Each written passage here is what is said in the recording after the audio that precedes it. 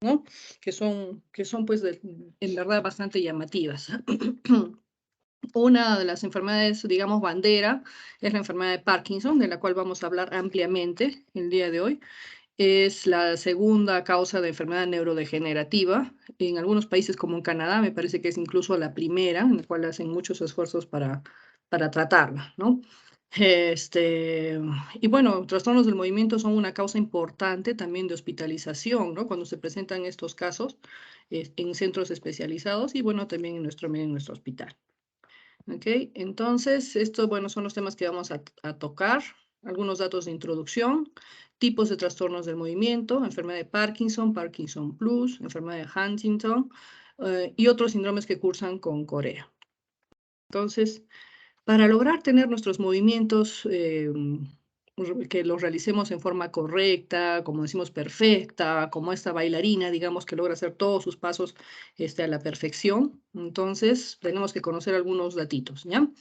El movimiento voluntario requiere interacción compleja, ¿no? De distintas partes de nuestro cerebro, ¿no? Hay una interacción compleja de los tractos córtico-espinales o piramidales, los ganglios basales y cerebelo, ¿ya? Siempre hemos escuchado trastorno del movimiento, ganglios basales, pero no es solamente ganglios basales, ¿no? Tiene que ver con tractos corticoespinales y el cerebelo, ¿ya? El cerebelo, entonces, es el centro para la coordinación motora. Entonces, toda esta interacción va a asegurar un movimiento intencional perfecto. Los tractos piramidales se está viendo entonces que conectan la corteza cerebral y con los centros motores inferiores del tronco encefálico y de la médula espinal. Los ganglios basales, como vemos acá en la imagen, son núcleos de sustancia gris, ¿no? Como recordamos. Tenemos pues el núcleo caudado, o la cabeza del caudado, que vemos aquí, ¿no es cierto? El putamen, que es este de aquí, juntos se les llama también el neoestriado, ¿no? La cabeza del caudado con el putamen, ¿no? El caudado. Después tenemos los núcleos subtalámicos, aquí está el tálamo, ¿no es cierto? Los núcleos subtalámicos por debajito, ¿no? Y la sustancia negra. ¿Ok? También tenemos el globo pálido, que está por aquí, igual en ambos lados, ¿no? El globo pálido externo y el globo pálido interno, ¿ya? También se le va a llamar el paleoestriado al globo pálido con la sustancia negra, el paleoestriado. Entonces, se localizan en el prosencéfalo y el mesencéfalo. Tienen conexiones múltiples, recíprocas, bastante complejas, ¿no? Principalmente a través del tálamo hasta la corteza cerebral, al tallo cerebral y el cerebelo. Entonces, el sistema extrapiramidal, bueno, va a ser una parte del sistema nervioso central constituido por los ganglios basales y los núcleos subcorticales, ¿ya? Tienen que ver mucho con el control del tono muscular y la motilidad, no voluntaria, ¿no? Más hablamos ahí de la automática. Entonces, es un complejo de estructuras interconectadas con funciones muchas veces antagónicas. La cosa es equilibrar, ¿no? Y lograr un movimiento perfecto. Por ejemplo, el putamen y núcleo caudado, que hemos llamado el neoestriado, tiene que ver con el aumento del tono muscular y moderación de los movimientos. Entonces, ¿qué va a pasar si se altera? Entonces, aumento del tono, lo contrario, ¿no? Hipotonía, moderación de los movimientos, lo contrario, ¿no? Hipercinesia. Entonces, tiene que ver con los síndromes coreicos y atetósicos. ¿Ya? Cuando hablemos de Corea, vamos a ver esto, ¿no? La zona importante del caudado. El globo pálido y la sustancia negra, el paleoestriado, tiene que ver con inhibición, más bien ahora, del tono muscular y agilizadores de movimientos mímicos automáticos. Entonces, la alteración va a ser la hipertonía, la rigidez e hipocinesia, que lo vamos a ver característicos de los síndromes parkinsonianos. El núcleo subtalámico, que también se llama cuerpo de Lewis, ¿ya? Conectado con el globo pálido, ¿no? Muchas veces, entonces va a dar una alteración que se llama el balismo. El núcleo rojo integran movimientos tónicos, efectores del cerebelo y tónicos inhibidores palidales, con conexiones del tálamo, rubro, espinales y reticulares, ¿no? Que tienen que ver con el temblor. Entonces, trastornos del movimiento tienen una serie de sinónimos que hay que siempre conocer, ¿no? Desórdenes del movimiento, también se va a llamar síndromes extrapiramidales, enfermedades de los ganglios basales, y en realidad son parte de toda una subespecialidad en neurología, ¿no? área de trastornos del movimiento. Por ejemplo, en Lima hay pues así, ¿no? Doctores, neurólogos que se han subespecializado en trastornos del movimiento. Entonces, ¿cuál es la definición? Son síndromes clínicos en los que existe una alteración del movimiento voluntario con escasez o lentitud, ¿no? Sin relación a debilidad o espasticidad, o por movimientos anormales involuntarios. Entonces, no es fácil, ¿no? A veces determinar qué tipo de movimiento es, ¿no? O realmente será anormal, es algo anormal este movimiento, ¿no? Tenemos que tratar entonces de clasificarlos. Los vamos a clasificar en hipocinético e hipercinético, ¿no es cierto? Hay que ver también la fenomenología del movimiento. ¿Cómo empezó? ¿Cómo empieza este movimiento? ¿Qué características tiene? ¿No? ¿Qué más es importante mencionar? Que puede haber más de un tipo de trastorno de un movimiento, del movimiento en un mismo paciente. Por ejemplo, tengo un paciente que tiene un temblor esencial de larga data, desde muy joven, desde los 30, 40 años, ¿no? Pero ahora que de pronto tiene 60, 70 años, empieza a presentar signos de parkinsonismo, ¿no? Entonces puede tener una enfermedad de Parkinson que recién se está presentando y de toda su vida que ha tenido un temblor esencial. ¿Ya? En Corea, por ejemplo, también. En Corea, como vamos a ver, puede haber otros trastornos del movimiento, ¿no? Parkinsonismo generalmente se va a asociar a distonías también.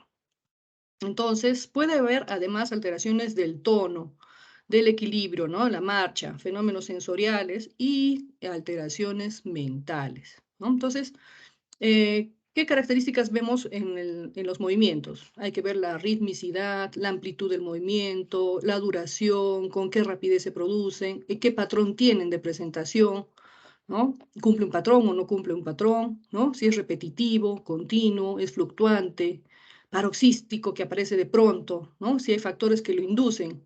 Por ejemplo, un estímulo visual, sensitivo, auditivo o motor, o si hay algo que lo atenúa, ¿no? Por ejemplo, el alcohol, el reposo, el sueño. Por ejemplo, el temblor esencial puede atenuarse con el consumo de alcohol, ¿no? ¿Y qué distribución corporal tiene? De repente es un brazo, o solo una mano, o son las dos manos, o es un hemicuerpo, o es la cabeza, ¿no? Entonces hay que ver todas estas características en los trastornos del movimiento, ¿no? Entonces la clasificación clínica hipocinético o hipercinético es lo más importante que tenemos que recordar, ¿no? Y de ahí va a salir la clasificación de los trastornos del movimiento. Hipo, poquito, ¿no? Hiper, mucho. Entonces, en trastornos hipocinéticos tenemos solamente uno, está fácil, rígido asinético, ¿no? Rígido asinético. Rígido y, con falta de movimiento, ¿no? Los trastornos hipercinéticos, acá sí tenemos varios. Distonías, coreas, ateotosis, balismos, temblor, los tics, los mioclonos, las piernas inquietas, la acaticia. Acá hay un cuadrito para clasificar un poquito. No vamos a hablar de todos porque si no, no acabamos, ¿no es cierto? Entonces, pero vamos a mencionar de todas maneras, y escuchen bien porque luego hay unos pequeños videitos, entonces a ver para que ustedes lo puedan reconocer al menos, ¿no? Entonces, hipocinéticos, parkinsonismo, ¿no? La categoría de movimiento. Entonces, estos pacientes tienen asinesia, ¿no? Lentitud, falta de movimiento, no pueden empezar un movimiento, ¿no? Rigidez, temblor de reposo, más que nada, temblor de reposo, inestabilidad postural, ¿no? Entonces, acá puede haber enfermedad de Parkinson, enfermedad de Lewy, ¿no?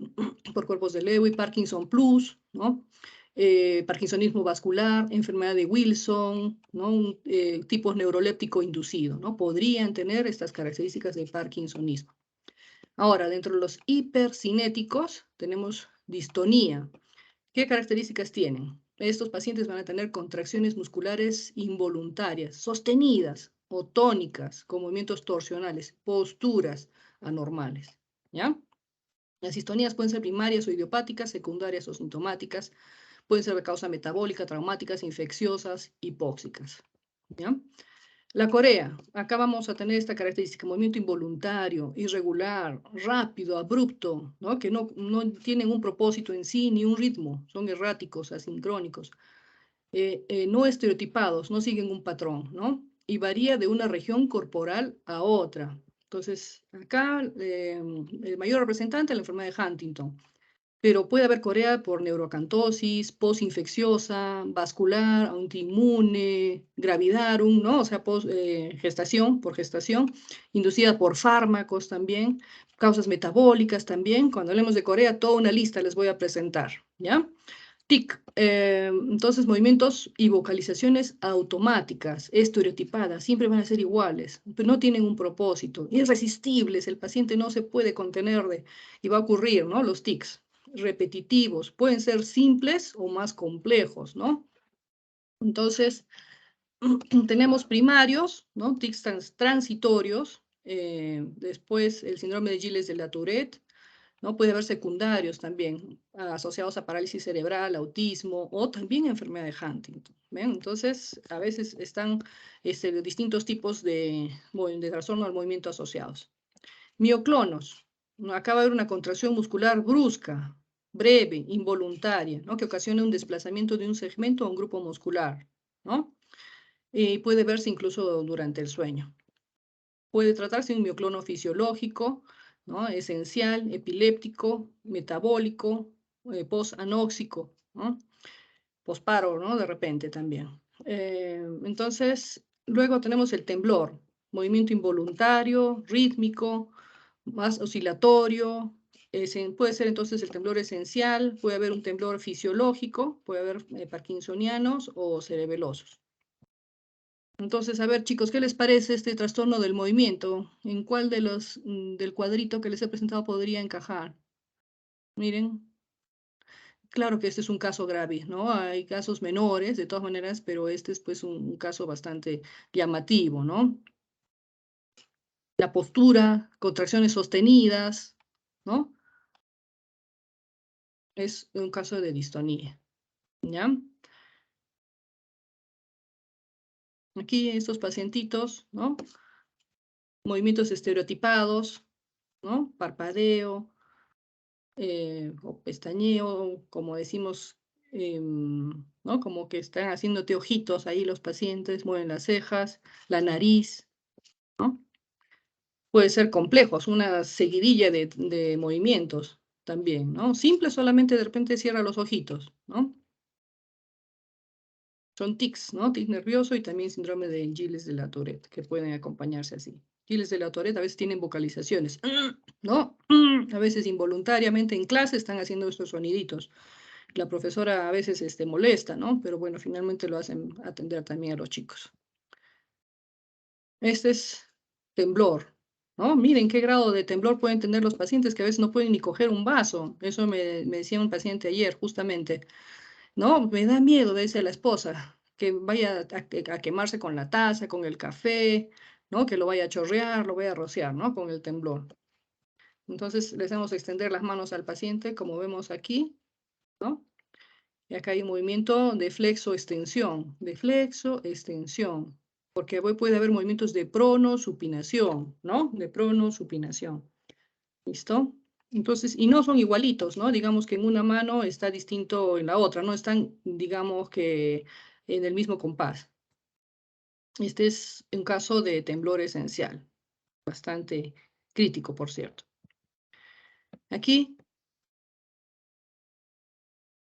sacudidas de pronto, ¿no? Se presentan, este es caso bastante marcado, generalizado, pero el paciente no pierde la conciencia ahí, ¿no? Son mioclonías. Entonces, otros trastornos hipercinéticos, ateatosis. Acá vamos a tener movimientos de reptación lentos, irregulares, más distales, músculos de la mano, de los pies, ¿no? Cara, cuello, puede haber un poco irreprimible, no lo puede contener el paciente. Aparecen en reposo generalmente y van a desaparecer en el sueño, ¿ya? Como una bailarina, dicen que pueden ser estos movimientos. El balismo, acá van a ser movimientos violentos, amplios, ¿no? Como lanzar objetos, como el lanzador de bala, ¿no? Irregulares, sin ritmo, que afectan generalmente brazos y puede ser más unilateral. Entonces, aparece en el reposo e interfiere con los movimientos voluntarios. Otro trastorno hipercinético, el síndrome de piernas inquietas. Acá el paciente va a tener un deseo imperioso de mover las extremidades inferiores, ¿no? Asociado a parestesias, también van a tener impaciencia e inquietud motora. Esos van a empeorar en el reposo. Más van a ser de noche que se producen, ¿no? Y van a mejorar con la actividad, ¿no? El paciente de pronto está en la noche, se levanta y empieza a moverse, caminar un poco y eso pues refiere que le va a calmar. La acaticia es la incapacidad para permanecer quieto, sentado, con constantes movimientos del cuerpo y las extremidades, ¿no? Pese a que hacen un esfuerzo voluntario, ¿no? Como para aliviar una incomodidad. Se relaciona con el uso de antipsicóticos y otros medicamentos. Entonces, este movimiento distal, reptante, ¿no? Como de una bailarina, más o menos de ballet, es, miren, acá en mano y también en pie, ¿no? Más distalmente. Es la atetosis, entonces. Este, unilateral, amplio, miembro superior, ¿no? Es un balismo o hemibalismo. ¿Ok? Algunos lo mencionan también que es como una parte de una Corea. Algunos lo mencionan que es todo lo mismo, ¿no es cierto? Ya casi el término de hemibalismo está desapareciendo, ¿no? Este paciente, de un lado para otro,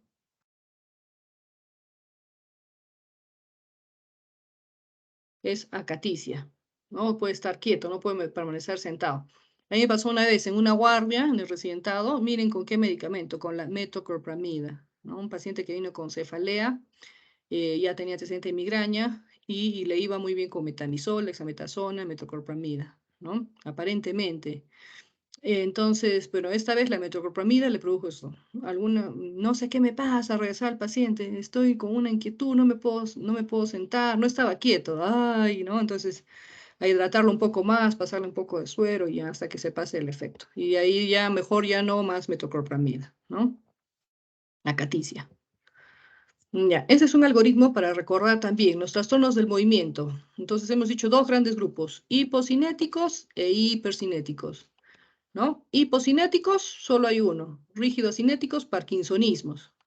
En los hipercinéticos podemos tener diurnos, nocturnos. Nocturnos, piernas inquietas. Diurnos lo dividimos en rápidos y lentos, ¿no? Lentos, postura sostenida, distonía. Lentos, constantes, la tetosis, ¿no? Rápidos tenemos estereotipados que siguen un mismo patrón, ¿cierto? Y no estereotipados. No estereotipados, la corea y el balismo.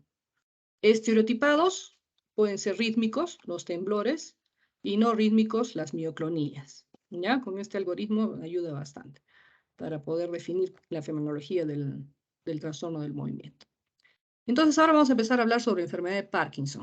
¿Ya? La enfermedad de Parkinson, como hemos dicho, es la segunda causa de enfermedad neurodegenerativa a nivel mundial, después de la enfermedad de Alzheimer, ¿no es cierto? Entonces, el día 11 de abril se celebra el Día Mundial de la Enfermedad de Parkinson. Justo es la fecha de nacimiento de James Parkinson, ¿no es cierto? El primer médico eh, inglés, ¿no es cierto?, que describió esta enfermedad, ¿no? Hace mucho tiempo, ¿no? Es un médico, además fue sociólogo, paleontólogo, botánico, geólogo. 1817 describió su ensayo, The Shaking Palsy, ¿no? La parálisis agitante.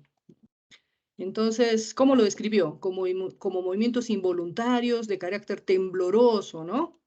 Con disminución de la fuerza muscular, aparentemente, que afecta a partes que están en reposo y que incluso provocan una tendencia a la inclinación del cuerpo hacia adelante y una forma de caminar a pasos cortos y rápidos.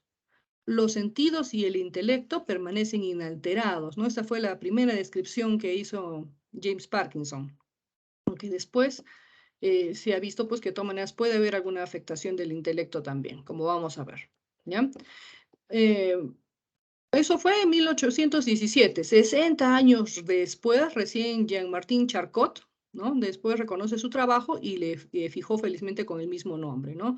Del doctor que lo descubrió como enfermedad de Parkinson. Entonces, la enfermedad de Parkinson, ¿cómo la definimos? Es una enfermedad neurodegenerativa, segunda más frecuente, y es uno de los trastornos neurológicos más comunes, caracterizados por un síndrome rígido, asinético, ¿no? Temblor de reposo y que causa una discapacidad progresiva. Puede enlentecerse con el tratamiento, pero su progresión no va a poder detenerse. En la neuropatología vamos a ver que hay una pérdida de neuronas dopaminérgicas pigmentadas de la sustancia negra, pars compacta, y la presencia de cuerpos de Lewy, ¿no? Esos son los cuerpos de Lewy, que van a ser inclusiones eosinofílicas intracitoplasmáticas, contienen alfa-sinucleína, aunque este hallazgo no es específico, ¿no es cierto?, para enfermedad de Parkinson, porque hay otras enfermedades que tienen, pues, alfa-sinucleína también, estas inclusiones, pero sí va a ser más característica, ¿ya? Entonces, afecta al 1% de personas mayores de 60 años, ¿no?, la enfermedad de Parkinson. Esa es una imagen para demostrar la sustancia negra en un cerebro normal, ¿no?, que lo vemos. No sé por qué mi mouse está aquí, no se mueve. Acá está. Entonces, en estas zonas claramente se ve, ¿no?, la sustancia negra bien pigmentada en un cerebro normal. Y este es un paciente con cerebro, bueno, con enfermedad de Parkinson, ¿no?, que ya no se va a ver la zona de la sustancia negra, ¿no? Entonces, el 60-80% de las neuronas dopaminérgicas ya están afectadas antes, ¿no?, de la aparición de los signos motores, ¿no? Un poquito sobre lo que es el circuito motor, ¿no? El circuito motor que tiene que ver mucho con los trastornos del movimiento y en la enfermedad de Parkinson. Entonces, recordemos el cuerpo estriado, está formado por el caudado más el putamen, ¿no? Entonces, acá tenemos en este esquema el estriado, ¿no? El cuerpo estriado va a recibir estímulos excitadores de la corteza cerebral. La corteza cerebral que vemos en el esquema un poquito más arriba, ¿no? Glutamato, neurotransmisor excitatorio, GABA, inhibitorio, ¿no es cierto? Entonces, este cuerpo estriado recibe estímulos excitatorios de la corteza cerebral, así como los estímulos inhibitorios, ¿no?, y excitadores de las células dopaminérgicas de la sustancia negra pars compacta. Entonces, de la corteza cerebral y también de la sustancia negra pars compacta, ¿no? Va a recibir estímulos el estriado. Lo que vemos en más oscurito es vía inhibitoria, un poco más gris, menos intenso, excitatorio, ¿no? Entonces, ahí va a haber dos vías, una vía directa y una vía indirecta, ¿listo? Entonces, como estábamos mencionando, estas entradas corticales y nigrales son recibidas por las neuronas de proyección espinosas, que son de dos tipos, las que proyectan por una vía directa de dopamina, ¿no es cierto?, del receptor de dopamina, al segmento de globo pálido interno, ¿ok? Entonces, del estriato por la D1, acá, el globo pálido interno, ¿no? Que es el principal sitio de salida de los ganglios basales y los que se proyectan al segmento externo del globo pálido externo, ¿no? Entonces, por este ladito, la vía indirecta al globo pálido externo. Y de ahí también van a dirigirse al globo pálido interno y al núcleo subtalámico también, acaba de ida y vuelta. Bueno, entonces, las acciones de las vías directas e indirectas van a regular la salida neuronal del globo pálido interno, ¿no es cierto?, del globo pálido interno. Y entonces regulan la salida neuronal del globo pálido interno que proporciona una entrada inhibitoria tónica a los núcleos talámicos que se proyectan a las áreas de aquí, ¿no es cierto?, de aquí del globo pálido interno al tálamo, se proyectan a las áreas motoras primarias y complementarias, y estos, bueno, van a llevar a la supresión del movimiento. Pero en la enfermedad de Parkinson, acá en el mismo esquema, vamos a ver que la disminución de la dopamina que se produce en la sustancia negra, pars compacta, ¿no es cierto?, de la dopamina que va a enviarse, digamos, al cuerpo estriado, provoca un aumento en la salida inhibitoria, ¿ya?, del globo pálido interno, ¿ok?, a través de las vías directa e indirecta. Entonces, a mayor inhibición de la vía tálamo-cortical, esto va a suprimir el movimiento, y es lo que explicaría de alguna forma la hipocinesia que presentan los pacientes con enfermedad de Parkinson, ¿ya? Es realmente bastante complejo, ¿no?, pero voy a tratar de resumir un poco las vías del circuito motor. Entonces, la etiología. La etiología hasta ahora como que no está muy clara. Se habla mucho de factores genéticos y también ambientales. Causas genéticas se va a ver en el 10% de los casos. Ambientales, miren qué importante, ¿no? Incluye el uso de pesticidas, ¿no? Esto, por ejemplo, vemos pacientes que vienen del Valle de Tambo, ¿no? Donde siembran mucho el arroz, ¿no? Entre otros productos. Y usan mucho de repente los pesticidas, ¿no? Las fumigaciones, como vemos en la imagen. Entonces tenemos bastantes pacientitos del Valle de Tambo. Consumo de agua de pozo, exposición a herbicidas, proximidad a plantas industriales, ¿no? O canteras. En un estudio se vio, por ejemplo, que exposición a pesticidas puede aumentar el riesgo de enfermedad de Parkinson hasta en un 80%, ¿ya? Ahora, en otros estudios, por ejemplo, alguna cosa llamativa, que la cafeína y el tabaquismo se asocian a un menor riesgo de enfermedad de Parkinson. Esos mecanismos como que no están muy bien aclarados. ¿Qué más en la etiología? Entonces, algunas teorías, ¿no? Por ejemplo, la interferencia del MPTP con la función mitocondrial. Este MPTP es la 1-metil-4-fenil 1,2,3,6 tetrahidropiridina. Es un opioide similar a la heroína, ¿no? Entonces, en una época, en los años 70 más o menos, habían pues personas que se inyectaban, ¿no? En el MPTP. Entonces, estas personas, luego de la inyección, desarrollaron parkinsonismo. Y se vio pues que también mejoraban con la terapia de reemplazo de dopamina, ¿no? Levodopa. Entonces se vio que la MPTP atraviesa la barrera hematoencefálica, oxida a 1-metil-4-fenilperidino, ¿no? Por la monoaminooxidasa B. Entonces el MPP se va a acumular en las mitocondrias y esto interferiría con la función del complejo 1 de la cadena respiratoria.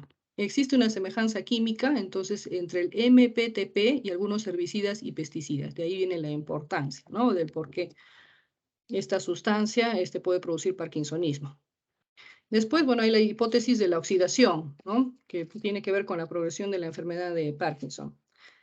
El metabolismo oxidativo de la dopamina produce daño por radicales libres, ¿no? Siempre estamos en todas las enfermedades neurodegenerativas, mucho que ver, ¿no? La oxidación y la liberación de los radicales libres. El metabolismo oxidativo de la dopamina por la MAO, monoaminoxidasa, conduce a la formación del peróxido de hidrógeno.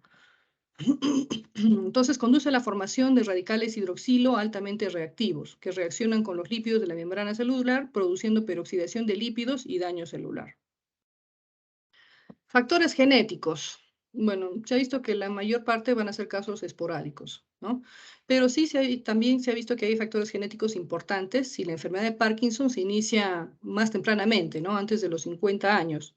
Entonces, también se han identificado mutaciones familiares en el gen de la alfa-sinucleína y se denominan colectivamente PARC, ¿no? Los PARC1. Entonces, se ha propuesto un total de 18 loci en varios genes para la enfermedad de Parkinson. Las mutaciones dentro de 6 de estos locis, bueno, son causas bien validadas de parkinsonismo familiar, pero la mayoría, gracias a Dios, son más esporádicos. ¿Ya? Bueno, entonces se han visto distintos estudios, ¿no? En los que hay Parkinson con una edad de inicio de 50 años o menos, ¿no? Se ha visto que un 66.7% tenía una mutación en el PRKN, otros en mutación de J1, otros en el RRK2, ¿no? Bueno, entonces las mutaciones fueron más frecuentes en pacientes con edad de inicio de 30 años o menos, ¿no? Algunos tenían ascendencia judía, ¿no? Mayormente. Y bueno, y como podemos ver, siguen los estudios, siempre se sigue investigando, hay más mutaciones genéticas que causan la enfermedad de Parkinson, hay agregaciones anormales de proteínas, degradaciones defectuosas de proteínas mediadas por la ubiquitina, hay disfunción mitocondrial, ¿no? El daño oxidativo que hemos mencionado. Este cuadrito solamente para que vean la cantidad de, bueno, la clasificación genética, ¿no? De la enfermedad de Parkinson y otros síndromes parkinsonianos, ¿no? PARC1 hasta PARC21, que tienen transmisión autosómico dominante, ¿no? Y las distintas características que van a tener, fenotipo, ¿no? Y, por ejemplo, acá también hay unas formas hereditario que también no van a tener ya el acrónimo de PARC y otras variedades asociadas también a demencia. ¿Okay? Ahora, seguimos en la etiología. Entonces, también se ha visto que va a haber cambios conformacionales y agregación de la alfa-sinucleína. Entonces, para recordar que la alfa-sinucleína es una proteína de 140 aminoácidos y se encuentra en las terminales presinápticas neuronales. Y su función puede ser el ensamblaje y la función de las proteínas SNER, ¿no? Receptor soluble de la proteína, activador del factor N, sensible a N-etil maleimida, estos nombres, y que participan en la liberación de los neurotransmisores. Entonces, la alfa-sinucleína agregada de forma normal es el componente principal de los cuerpos de Lewy y las neuritas de Lewy, como habíamos mencionado, ¿no? Entonces, las mutaciones en el gen SNCA, ¿no? Que codifica la alfa-sinucleína van a ser raras, pero causan la enfermedad de Parkinson autosómica dominante y también se asocia a la forma esporádica. Entonces, la disfunción de la alfa-sinucleína parece jugar también un papel central en la patogénesis de la enfermedad de Parkinson, ¿no? Y ojalá también, bueno, es una promesa para el desarrollo de una cura, ¿no? Empezamos con epidemiología. La enfermedad de Parkinson afecta aproximadamente al 1% de las personas mayores de 60 años. La incidencia es de 4.5 a 21 casos por 100.000 habitantes por año. La prevalencia, 120 casos por 100.000 habitantes, ¿no? Pero hay una amplia variación. La incidencia y la prevalencia de la enfermedad de Parkinson aumentan con la edad, ¿no? Y la edad promedio de aparición es aproximadamente 60 años. Va a ser poco común en menores de 40 años. Ahora, ¿quiénes van a ser más frecuentes en varones, ¿no? 1.5 veces más común en hombres que en mujeres. Algunos datos también se ha asociado a enfermedad de Parkinson con melanoma, ¿no? En distintos ensayos se ha encontrado mayor riesgo de melanoma en pacientes con enfermedad de Parkinson, o sea que hay que estar atentos también a cambios en la piel que puedan tener nuestros pacientitos, ¿no? Incluso preexistente a la enfermedad de Parkinson. Diabetes también, eso sí lo vemos en la práctica clínica, ¿no? Pacientes con diabetes y también tienen Parkinson, ¿no? Tienen un 32% más de riesgo de desarrollar la enfermedad de Parkinson, los pacientes con diabetes. Ahora sí vamos entrando al cuadro clínico. Los síntomas motores clásicos de enfermedad de Parkinson, que son de inicio insidioso y lento, ¿no? Es lo típico, en semanas o meses, ¿no? Siendo el temblor el síntoma inicial más común. Entonces, los signos cardinales son 4. Temblor de reposo, la rigidez, la bradicinesia, la inestabilidad postural. La inestabilidad postural que ya va a ser un fenómeno más tardío. Vamos a ir escribiendo uno por uno. ¿Ya? Ahorita vamos a ir escribiendo. El cuadro clínico, entonces, de inicio, temblor asimétrico. Eso es importante, ¿ya? Asimétrico. Generalmente empieza en una manito, ¿no? En la extremidad superior. Rara vez en miembro inferior, pero asimétrico. La bradicinesia progresiva, ¿no? Hay rigidez, dificultad para caminar, ¿no? Arrastran los pies estos pacientes con el tiempo. La postura axial, como vemos en la imagen, ¿no? Se flexiona hacia adelante en forma progresiva. Las zancadas se van a cortar, los pasos, ¿no es cierto? Pasitos cortos van a caminar estos pacientes muchas veces.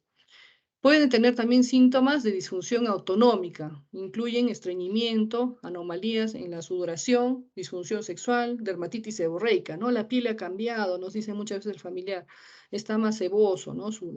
La cara, ¿no? Por esta dermatitis seborreica, el cuero cabelludo incluso también.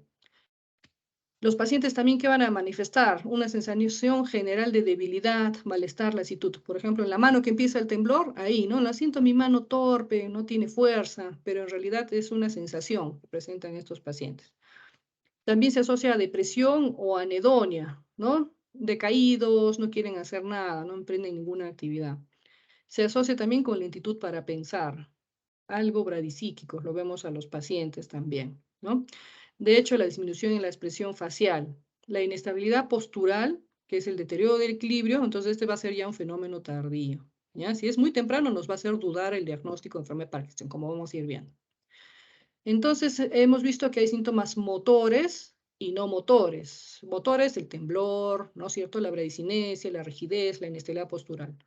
Los no motores pueden ser autonómicos, sensoriales, cognitivos, psiquiátricos, ¿no? También pueden ser fluctuantes. Entonces, hay que tratar de identificarlos y, bueno, no intervenir para dar una mejor calidad de vida a estos pacientes. cialorrea excesiva, ¿no? Babea mucho, ¿no? Nos dice muchas veces el familiar también. La seborrea, la sudoración, la urgencia urinaria, disfunción eréctil, la nicturia, ¿no? Hiposmia, incluso años antes de que el paciente presente los síntomas motores, ha perdido el olfato.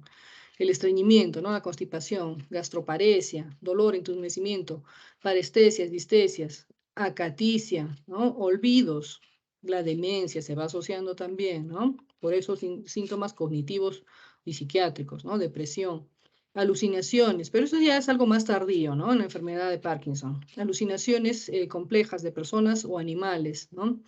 Hipotensión ortostática, la disautonomía cardíaca, el trastorno conductual del sueño REM, ¿no? El paciente, justo hace unos días no tenía un paciente, ¿no? Dice que en la noche muy vívidos son sus sueños, patea, puñetea, golpea, habla, grita, ¿no? Trastorno conductual del sueño REM en estos pacientes también. Entonces, el temblor es el síntoma inicial más común de la enfermedad de Parkinson. Va a tener una frecuencia de 4 a 6 Hz y va a ser de predominio distal, ¿ya? Este temblor se presenta en el 70% de los pacientes. Y ojo, no es necesario para hacer el diagnóstico de enfermedad de Parkinson, ¿ya? O sea, si no tiene temblor, aún así podemos hacer el diagnóstico de enfermedad de Parkinson, ¿ya? Entonces hemos dicho, se inicia en una extremidad superior, en los dedos o el pulgar, ¿no? Tienen una característica como de contar monedas o hacer píldoras, enrollar píldoras, ¿no? También se puede ver un poquito en el antebrazo, en la muñeca. Después de meses o años, es lento, ¿no es cierto? Puede extenderse a una extremidad inferior del mismo lado o a la extremidad superior contralateral, pero siempre mantiene un predominio, ¿no? Una simetría en el temblor. Empeora, de hecho, como todos los trastornos del movimiento, como todos los temblores, se acentúan con el estrés, la ansiedad o la fatiga. Desaparecen más bien con el sueño. Ahí va a descansar el paciente, ¿no? Entonces, este temblor de enfermedad de Parkinson es un temblor de reposo y va a desaparecer con la acción, ¿no? Cuando las manos están quietas, se va a manifestar el temblor. Y desaparece con la acción o el uso de la extremidad, generalmente, porque puede haber entonces también temblor de acción o temblor un poquito postural, pero debe haber un predominio del temblor de reposo. Puede haber temblores de la barbilla, ¿no? Los labios y la lengua, no van a ser entonces infrecuentes, ¿no? Ahora la bradicinesia, la lentitud para iniciar un movimiento, con disminución progresiva en la velocidad y amplitud de movimiento repetitivo, ¿no? El paciente tiene una subjetiva debilidad, una pérdida de la destreza, ¿no? Torpeza, fatigabilidad o dolor al realizar acciones repetidas. Entonces, acá, ojo, la bradicinesia, esta va a ser la característica que define la enfermedad de Parkinson, como les he puesto ahí con flechita. Entonces, puede tener bradicinesia, pero no temblor, y tiene enfermedad de Parkinson entonces, ¿ya? Entonces, ¿cómo lo vemos la bradicinesia? Vamos a verlo en la disminución de la frecuencia del parpadeo y la expresión facial, la hipomimia, ¿no es cierto? El habla también, con el tiempo, se va a hacer más suave, menos clara, ¿no? Más monótona, llamamos la hipofonía, el lenguaje arrastrado, ¿no? Mal articulado, que el paciente o el familiar tiene dificultad para entenderlo, ¿no? El babeo, que inicialmente va a ser por la noche, pero después va a ser también incluso durante el día. La bradicinesia del tronco provoca lentitud y dificultad para levantarse de una silla, de girar en la cama o caminar, ¿no? También vamos a verlo, la bradicinesia con la marcha a pequeños pasos. La cadencia de la marcha se reduce y vamos a tener que tiene una imantación al suelo. Está como pegado al suelo, no puede empezar un pasito, no puede empezar la marcha, ¿no? Pegado al suelo. También, como vemos la bradicinesia, cuando le hacemos escribir al paciente, ¿no? La micrografía, dificultad en la mano para actividades finas y diestras. Entonces va a haber esta micrografía. La rigidez y distonía. La rigidez es el estado continuo de tensión y firmeza muscular que dificulta el desplazamiento de las articulaciones, ¿no? En rueda dentada también se menciona. Perdón. La distonía, enfermedad de Parkinson, de inicio joven, menos de 40 años. Entonces también vemos que hay distonía, ¿no? Movimientos, posturas sostenidas, como hemos visto, ¿no? Distonías. Va a haber la inversión del pie hacia adentro, como vemos acá en la imagen, o si no también hacia abajo, ¿no? En flexión plantar. Estos pacientes pueden tener calambres o dolor en la pierna y a veces son muy difíciles de tratar, ¿no? También puede haber dorsiflexión del dedito gordo del pie, ¿no? La aducción del brazo y del codo, ¿no? También esas posturas distónicas. Entonces, algunos dicen que la posición encorvada de estos pacientes podría también llamarse una distonía del tronco, ¿no? Está en debate. También algunos mencionan que el suplemento con vitamina D puede reducir el riesgo de postura encorvada. El examen físico. Entonces, acá hay una escala. Ustedes pueden buscarla también. Es bastante larguita, pero es para la evaluación del paciente con enfermedad de Parkinson. Entonces, algunos aspectos los vamos a mencionar aquí cómo se hace, ¿no? Entonces, la escala MDS-UPDRS mide la progresión de la enfermedad, ¿ya? Entonces, el temblor en reposo. De hecho, pues, ¿cómo vamos a evaluar al paciente? El paciente tiene que tener los brazos en el regazo, ¿no? En sus faldas y vamos a tratar de hacer, o en el escritorio, ¿no? A veces ponga sus bracitos aquí, ¿no es cierto? Le decimos al paciente. Y también le decimos que cuente en voz alta de 10 hasta de 20, nosotros le podemos decir, para resaltar el temblor. Entonces, 10, 9 y vamos observando, ¿no? Que va a ir brotando el temblor de reposo. También podemos decirle que extienda los brazos, ¿no? Para evaluar el temblor postural y el temblor cinético, ¿no? Al movimiento voluntario. Podemos hacer también la prueba de dedo-nariz, ¿no? El paciente con enfermedad de Parkinson tiene temblor en reposo, pero también podría tener un poquito de temblor postural y o cinético, ¿ya? La rigidez. Este va a ser el aumento de la resistencia al movimiento pasivo, ¿no? Alrededor de una articulación. Puede ser la muñeca o puede ser también acá a nivel del codo, ¿no? La resistencia puede ser suave o oscilante. Esto va a ser, pues, entonces, si es oscilante, rueda dentada, ¿no? Se cree que la rueda dentada refleja el temblor en lugar de la rigidez. Entonces, por ahí hay una cierta discrepancia. Entonces, puede estar presente en temblores no asociados con aumento del tono. O sea que un temblor esencial podría haber esto de rueda dentada y confundirnos, ¿no? Confundir, ¿esto es un temblor esencial o es un Parkinson? ¿No? Entonces, tener en cuenta que el temblor esencial podría haber también rueda dentada, ¿ya? La rigidez generalmente se prueba flexionando, extendiendo, ¿no? Flexionando, extendiendo la muñeca, como hemos mencionado, relajada el paciente. Y puede hacerse más obvia, eso lo hemos visto con algunos chicos también que han podido ir al hospital, es cuando nosotros examinamos un bracito y en el otro brazo le decimos que realice movimientos voluntarios, amplios, ¿no es cierto? Con la extremidad contralateral. Entonces es el signo de Froment, lo vamos a ver más manifestada la rigidez, ¿ya? Ese es el temblor típico, ¿no? Como cuentamonedas, como que están enrollando píldoras, ¿no? De la enfermedad de Parkinson, de reposo generalmente.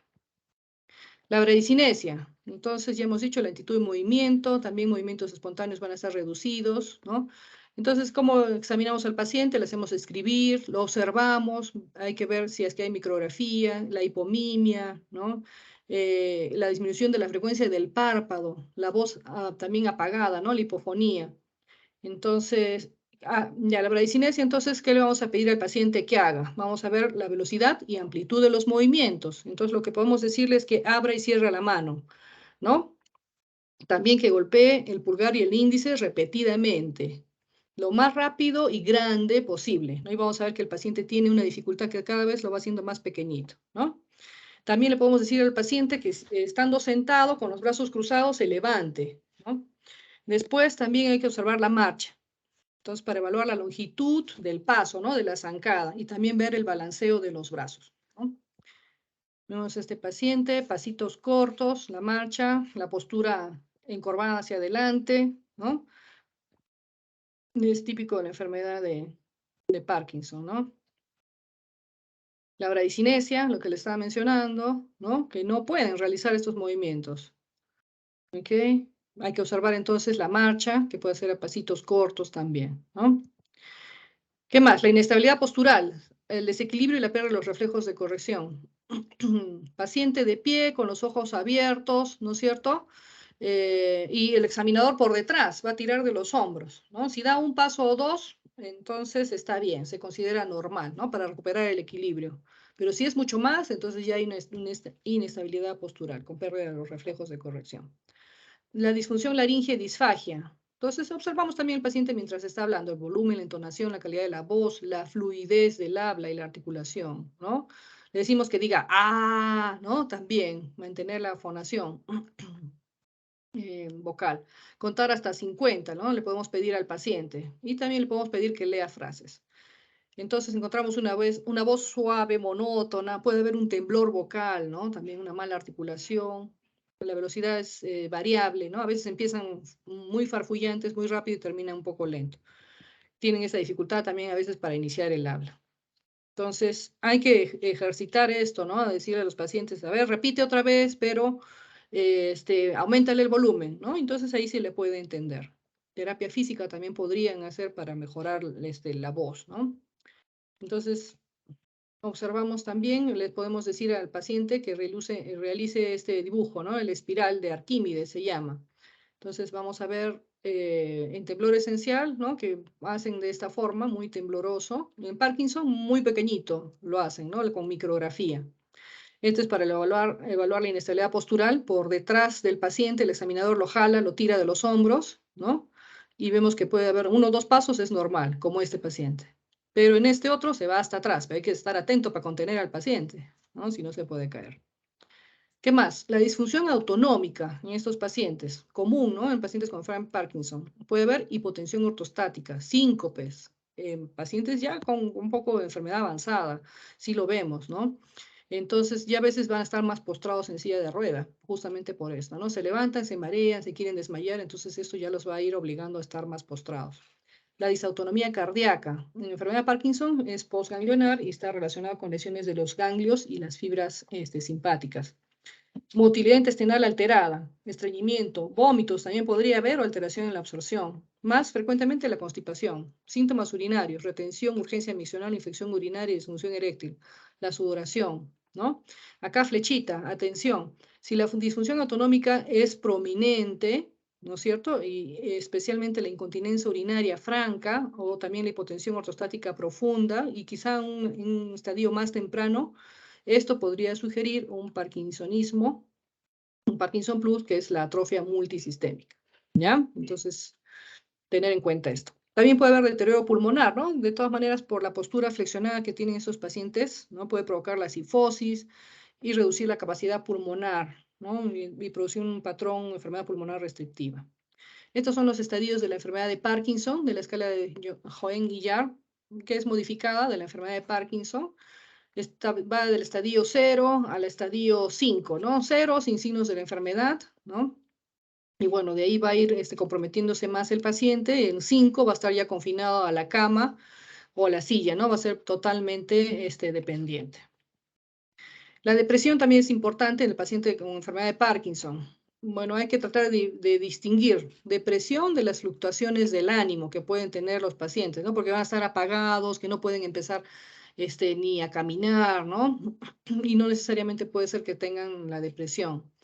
Aún así se asocia mucho a enfermedad de Parkinson y puede ocurrir en cualquier etapa de enfermedad de Parkinson, ¿no? Episodios duran meses o años. Las fluctuaciones de ánimo, entonces, se asocian con las fluctuaciones motoras, ¿no? Lo que les decía. Si no pueden empezar el movimiento, entonces se les ve como que están decaídos y no necesariamente sea depresión, ¿no? Si no son fluctuaciones motoras con fluctuaciones de ánimo asociadas.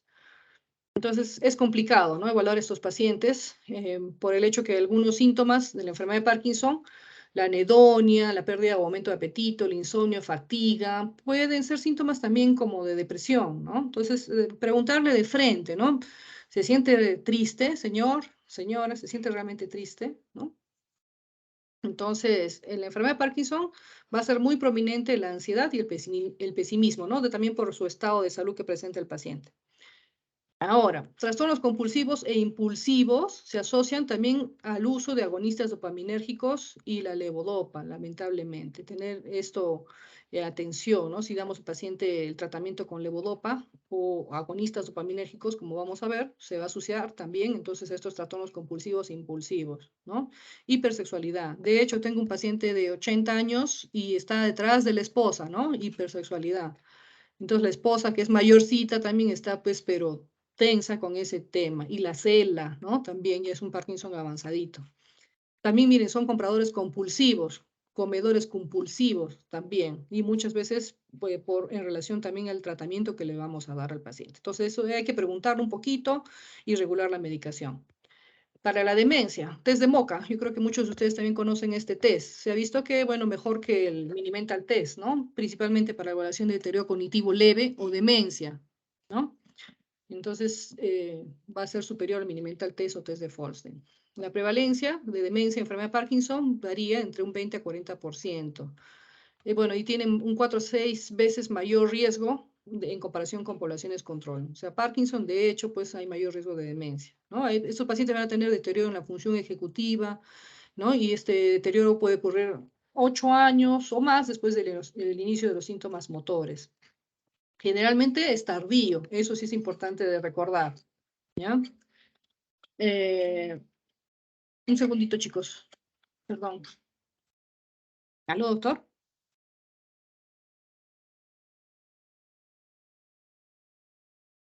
Sí, sí. Dígame, doctor.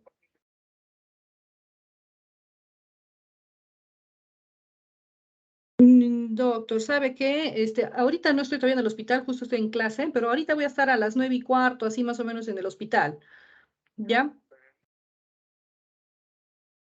Lo que pasa es que a mí no me toca a mí electromiografías. Entonces debe estar la doctora Leida o el doctor Quevedo, ¿ya? Sí, mejor. Sí, por favor, ¿ya? Listo, ok, hasta luego. Disculpen, chicos. A ver, entonces,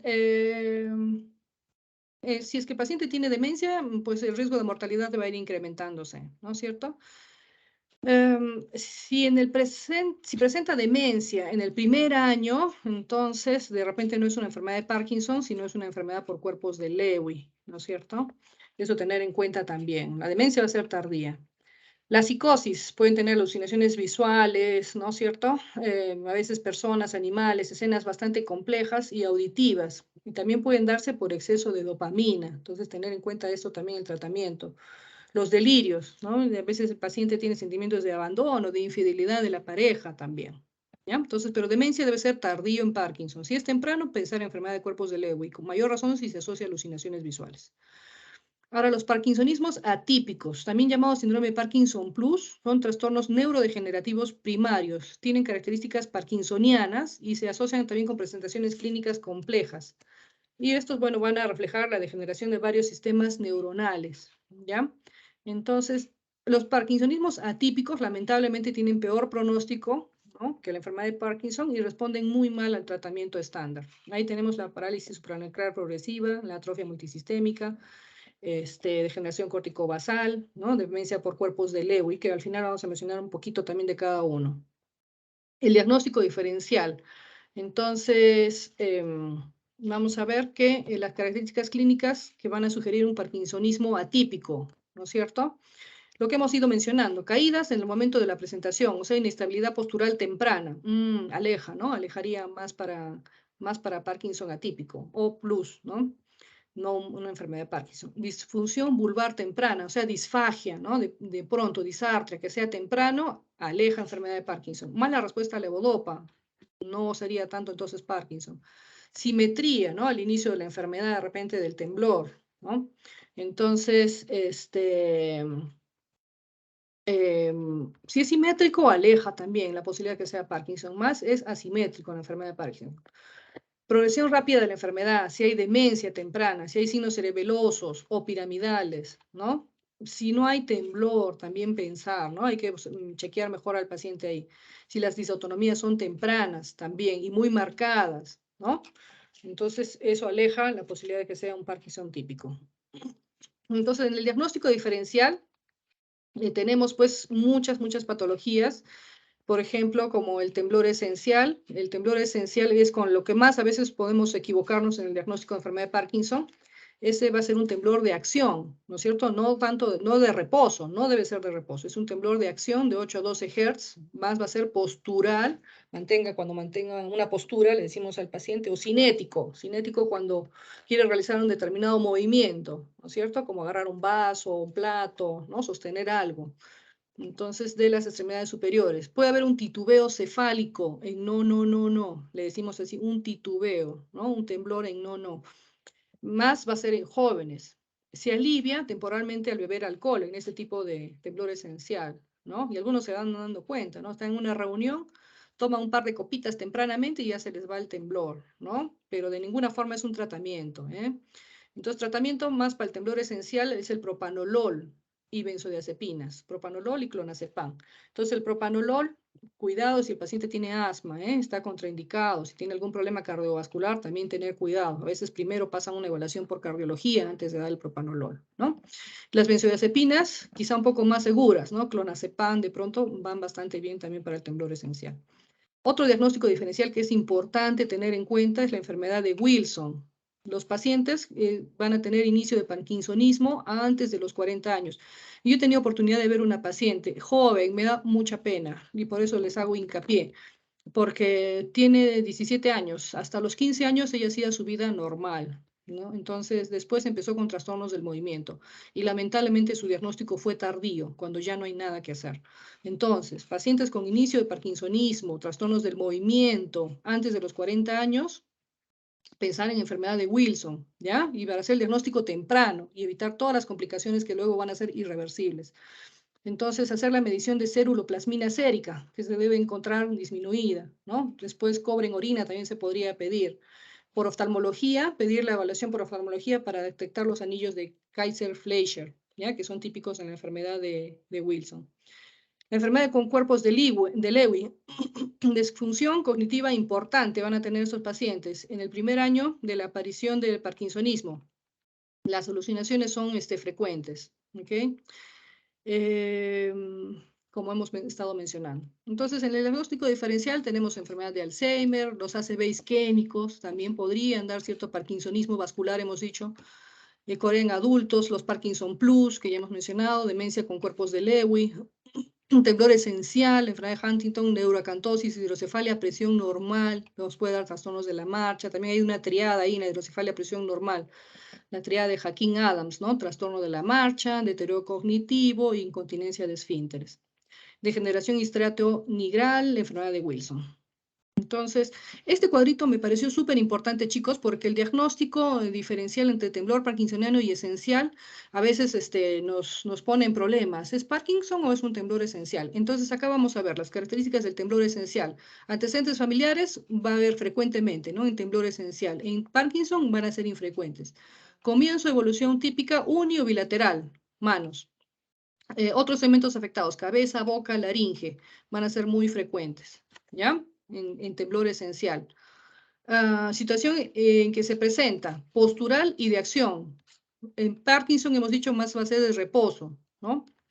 Que lo vamos a obtener cuando lo hacemos caminar al paciente o cuando le hacemos hacer un cálculo mental o contar de 20 hacia abajo, ¿no es cierto? Esto también es importante. El movimiento predominante de la muñeca es en flexo-extensión, ¿no es cierto? Flexo-extensión. En cambio, en el Parkinson va a ser más de prono-supinación, ¿ya? Es una clave para diferenciarlos. Y de aquí de repente saco una pregunta para el examen, ¿ya? Temblor postural, por ejemplo, en el temblor esencial no va a tener latencia, ¿no? De frente le hacemos estirar las manos y ya está temblando. En cambio, en el Parkinson, con una latencia, le hacemos estirar las manos, están bien un ratito y de pronto empieza recién a temblar. Eso se llama la latencia, ¿no? La frecuencia variable según la edad, en temblor parkinsoniano de 4 a 6 Hz. El ritmo asíncrono entre ambas manos, o sea que una manito está así y no tiene una sincronía en ambos, ¿no? En cambio, en el Parkinson como que sí son más sincrónicos los movimientos. Reciprocidad en la electromiografía. También podemos hacer la cuantificación del temblor por electromiografía. Entonces vamos a ver que en el temblor esencial va a haber descargas simultáneas entre agonistas, músculos agonistas y antagonistas, ¿no? Entonces, en el temblor parkinsoniano generalmente sí hay reciprocidad, entonces va a haber descargas alternantes entre músculos agonistas y antagonistas, pero esto lo vamos a ver en electromiografía. Entonces, la otra característica, sensibilidad al alcohol, en el temblor esencial sí, en el temblor parkinsoniano no. Entonces, el diagnóstico para enfermedad de Parkinson es clínico. Entonces, hay que hacer la historia clínica siempre, ¿no? Y cuidadosa, hay que excluir otras causas secundarias, ¿no? Como medicamentos, toxinas, o incluso traumatismos. Yo tengo un paciente con daño axonal difuso y pues tenía parkinsonismo secundario, ¿no? ¿Qué más? La resonancia y tomografía cerebral sin hallazgos notables, pero pueden ayudarnos a descartar otras patologías, ¿no? ACVs, hidrocefalia a presión normal, tumores en desmielinizaciones también. De hecho, en paciente joven hay que hacerle, ¿no? Hay que tratar de descartar que no vaya a haber otra cosa, ¿no? Desmielinizaciones también de pronto. Y también para parkinsonismos atípicos. Y también para la evaluación del tratamiento quirúrgico, ¿no? Pretratamiento quirúrgico, de estudios de neuroimagen. Tomografía por emisión de fotón único, el SPECT, también se puede considerar. El PET, que van a mostrar disminución en la captación de fluorodopa 18. Otras pruebas, que si está en duda el diagnóstico, obviamente vamos a hacerlas, si no, no, es la ceruloplasmina sérica, ¿no es cierto?, que hemos mencionado, la electromiografía del esfínter urinario generalmente se hace, y la punción lumbar, ¿no?, para hidrocefalia a presión normal, si es que es necesario. Obviamente que si el diagnóstico está cantadito, pues no hay necesidad de hacer todo eso. Si es joven, hay que trabajar un poco más, ¿no? Densitometría ósea, eso también me pareció interesante, ¿no? Que el paciente con Parkinson se asocia mucho también a osteoporosis. Entonces, el diagnóstico clínico requiere la presencia de 2 de 3 signos cardinales: el temblor de reposo, rigidez, bradicinesia, ¿no? Inestabilidad postural, algunos no lo ponen mucho porque ya va a ser un tardío, ¿no es cierto?, para el diagnóstico de enfermedad de Parkinson. Entonces, 2 de 3. Objetivo del tratamiento: controlar los signos y síntomas durante el mayor tiempo posible y minimizar los efectos adversos que podríamos producir, que les he ido mencionando durante la charla, ¿no?, del tratamiento que vamos a dar. No solamente es la medicación, sino también terapia física, ejercicios, terapia de lenguaje, hay que hacer prevención de las caídas, ¿ya? Entonces, la terapia farmacológica sintomática nos va a dar buena respuesta por 4 a 6 años. Después, de repente, ya no va a ser igual, ¿no? Pero hay que darle una buena calidad de vida, por lo menos estos años, pues, ¿no? Entonces, en enfermedad temprana tenemos la levodopa, carbidopa, es el estándar de oro, lo que a veces nos dice, sí, es un Parkinson, porque va a responder muy bien a la levodopa, carbidopa, ¿no? Carbidopa o benseracida, que se va a asociar, ¿no es cierto? Van a ser estos un inhibidor periférico de la descarboxilasa. Entonces, inhibe la descarboxilación de la levodopa a dopamina en la circulación sistémica. Entonces, ¿esto qué va a permitir? Que haya una mayor distribución de la levodopa en el sistema nervioso central, ya que estos no atraviesan la barrera hematoencefálica, ¿ya? Entonces, la levodopa principalmente se va a asociar con el desarrollo de fluctuaciones motoras, ¿ok?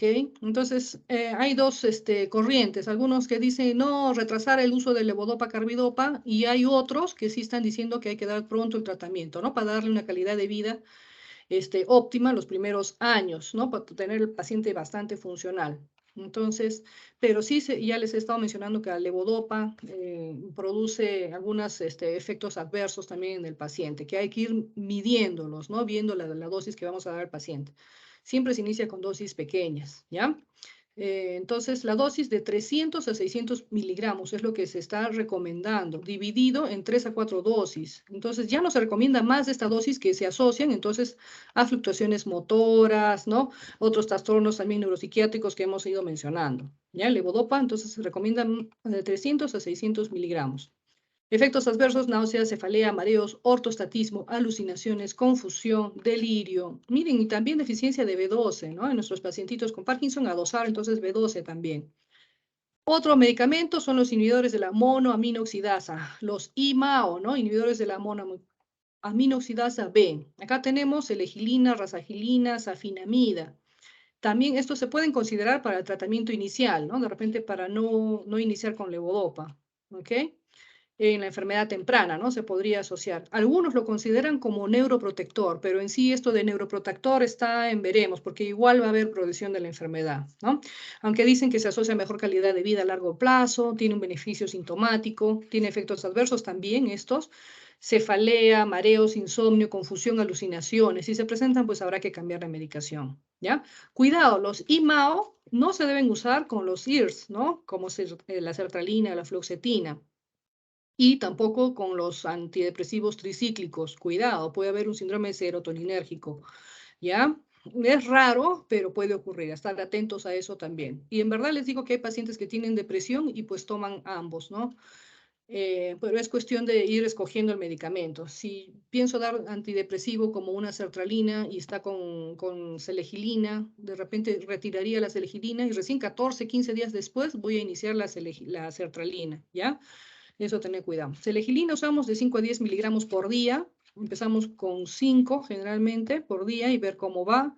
Le damos desayuno y si vamos a dar una dosis más en el almuerzo, en la noche no, porque produce insomnio. La razagilina como monoterapia, 1 miligramo por día, o si se asocia a levodopa podemos dar 0,5 a 1 miligramo.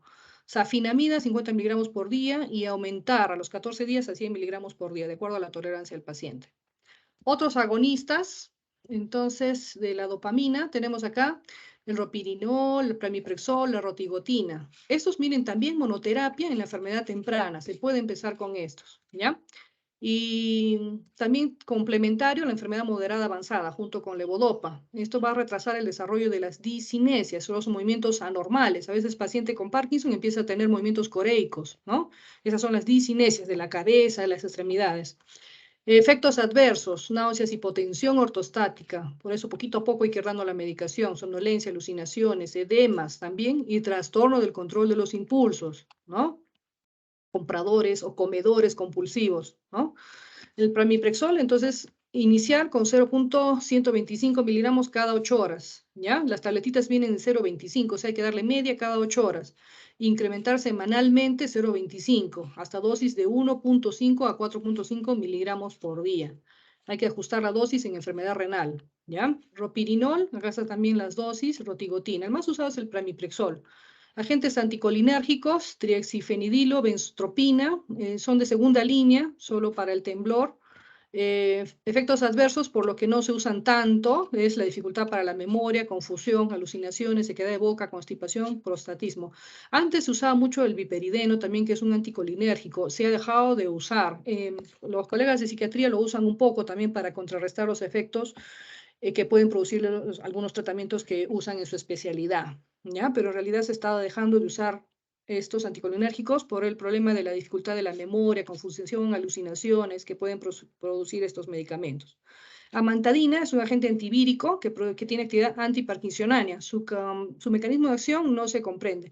Potencia las respuestas dopaminérgicas del sistema nervioso central. Entonces, se usa más la amantadina para el temblor, que es muy prominente en algunos pacientes, y también las discinesias, ¿ya? Pacientes con movimientos coreicos, involuntarios, entonces se puede usar la amantadina. Pero también tiene sus efectos indeseables. Entonces, hay también el tratamiento para enfermedad avanzada. Entonces, en enfermedad avanzada vamos a ver que el paciente tiene fluctuaciones motoras, tiene la discinesia, ¿no es cierto? Y bueno, y además pueden estar las dos, discinesia y fluctuaciones motoras. ¿Ok? Entonces, la medicación brinda beneficios para los síntomas motores, ¿no? Y entonces eso se va a llamar tiempo activo o en on. Cuando ya se acaba el efecto de la medicación, obviamente se va a decir tiempo inactivo o en off, ¿no? Entonces hay que combinar un poco los medicamentos, se puede usar los agonistas de la dopamina, un inhibidor, ¿no? Podemos asociar de la catecolometiltransferasa, un inhibidor de la monoaminoxidasa, ¿ve? Un inhibidor de la adenosina 2, istradefilina. Este es un último medicamento recién aprobado en 2019, no lo tenemos en nuestro medio. ¿Qué más podemos hacer? Dosificar la levodopa con más frecuencia, ¿no? Entonces, media tabletita cada 3 horas se podría dar, pero también podemos aumentar un poco la dosis de levodopa, ¿no? Si hay estas fluctuaciones motoras, ¿no? Bueno, también hay otras presentaciones de levodopa, incluso en inhalador, no tenemos en nuestro medio. También tenemos la duodopa, que es una infusión intrayeyunal continua, pero hay que ponerle un dispositivo, ¿no? Requiere una cirugía mínima también ahí, pero no lo tenemos en nuestro medio. Las discinesias, ¿no? Los movimientos que les diga coreicos, giratorios, ¿no? Que ocurren cuando los niveles de dopamina son máximos. Entonces hay que titular, de repente bajar un poco la dosis de levodopa, aumentar el agonista dopaminérgico de repente. Cuando tiene ambas complicaciones, ¿no? Discinesias y fluctuaciones motoras, entonces dosis pequeñas de levodopa con mayor frecuencia, ¿no? Los inhibidores del COMT inhiben el metabolismo periférico de la levodopa, entonces prolongan su vida media. Entonces, pero hay que tener cuidado porque hay riesgo de hepatotoxicidad con la tolcapona y hay que estar monitorizando las pruebas hepáticas. Entocapona es otro que no requiere monitoreo hepático. Amantarina y agonistas dopaminérgicos también se usan. También es útil las señalizaciones visuales, ¿no? Por ejemplo, como vemos en la imagen, el paciente tiene mucha dificultad para la marcha, pero hay una estrategia de poner señalizaciones, ¿no? En el piso, y ven cómo empieza a caminar. Entonces la vista también ayuda, ¿no? Estas señalizaciones visuales. Es emocionante cuando lo hacemos con el paciente que no puede caminar, pero dando estas pistas le va a ayudar mucho. Tratamiento de los síntomas no motores. El conocido Viagra, ¿no? El citrato de sildenafil para disfunción eréctil, polietilenglicol para el estreñimiento, modafinilo, si el paciente tiene somnolencia diurna excesiva, son estimulantes, igual el metilfenidato para la fatiga, ¿no? Pero tener cuidado porque puede haber riesgo de abuso y adicción. La ribastigmina y el donepezilo en cuadros de demencia. Los IRS para la depresión, pero cuidado que no se deben combinar con los IMAO, ¿no es cierto? Psicosis y alucinaciones, la quetiapina. Trastornos del sueño, REM principalmente, esos que pelean, patean, las benzodiazepinas pueden ayudar. ¿Ya? Tratamiento quirúrgico, la estimulación cerebral profunda, entonces es una forma de cirugía estereotáctica, muy compleja, ¿no? Como vemos aquí en la imagen. Se implantan unos electrodos dentro del cerebro, entonces va a haber una electroestimulación de alta frecuencia. Puede ser el núcleo subtalámico, el globo pálido interno y el tálamo, como vemos en las imágenes. Entonces, pero lo más frecuente es la realización en el núcleo subtalámico.